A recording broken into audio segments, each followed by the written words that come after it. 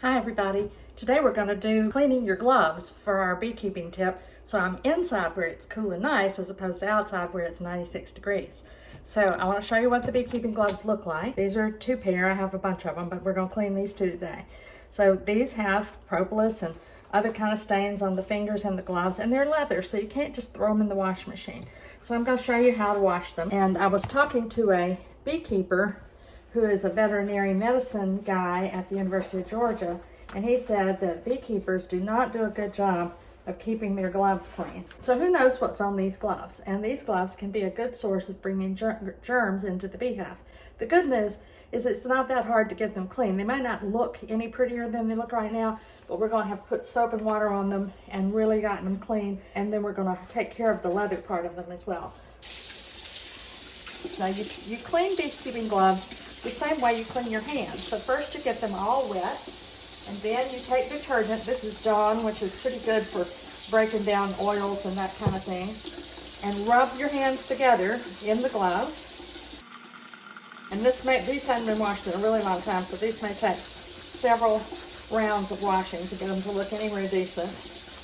All right, there's our first round. You can see the dirty water going into the sink. There's a lot of dirt coming off of these gloves, and look, they already look better. All right, so let's go for it again. I'm going to squirt each finger on this glove, and then I'm going to do the same thing on the other glove. It's nice because my hands are getting a good massage in the process too. So I'm going to take each finger and run up and down the finger with my thumb of my other hand, and do the same on this one. I can see all the folds in the leather where the dirt has just lodged and made itself at home.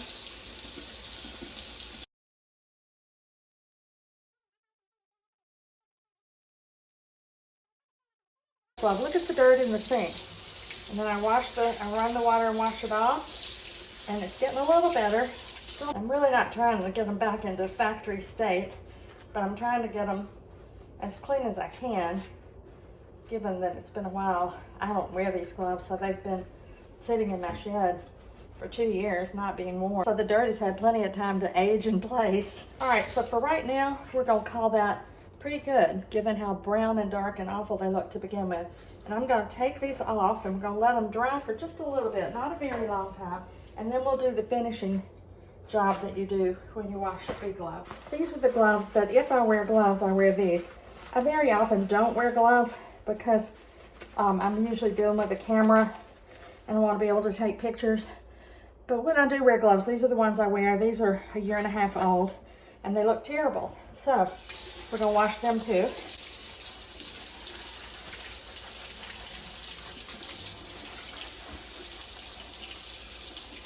I'll get them plenty wet. And go crazy with the Dawn. I have a lot of propolis on them, so I'm going to take each one and use the potato brush on it first.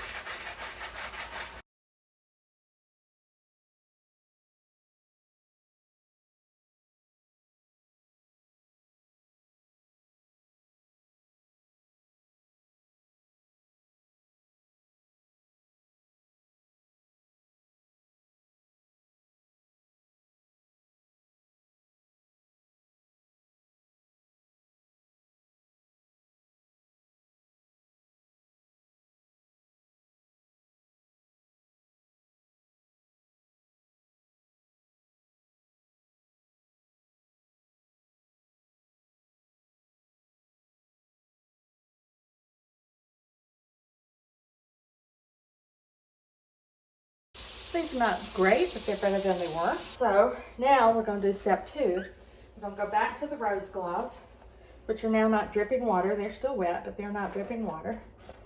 So I'm going to put the gloves on my hands. I'm just going to show you on this picture.